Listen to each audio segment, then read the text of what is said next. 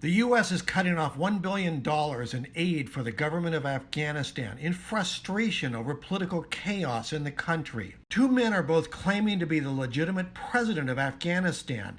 Afghan President Ashraf Ghani was sworn in for a second term on March 9th after claiming victory in recent elections. But challenger Abdullah, the country's former chief executive, charged that the election was stolen in a coup against democracy. He declared himself the victor and held his own inauguration ceremony. U.S. Secretary of State Mike Pompeo urgently flew to Afghanistan to meet with both men. But the State Department said Ghani and Abdullah couldn't agree on terms for forming an inclusive government. The rift threatens to undercut a fragile peace process aimed at ending the war in Afghanistan, the longest military engagement in U.S. history. On Monday, Pompeo announced he was pulling back $1 billion in aid and signaled he may cut another $1 billion next year if the political situation doesn't improve. In a statement, Pompeo said their failure has harmed U.S.-Afghan relations and sadly dishonors those Afghan, Americans, and coalition partners who have sacrificed their lives and treasure in the struggle to build a new future for this country. The U.S. in February reached a tentative peace accord with Taliban forces fighting to overthrow the Afghan government. President Ghani then agreed to begin limited prisoner releases. They were to accelerate once peace talks began between the Taliban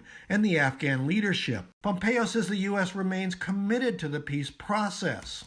You should know that the peace process is the same. The United States will support, facilitate, and participate in these peace discussions. But talks between the Taliban and the government, expected this month, never began.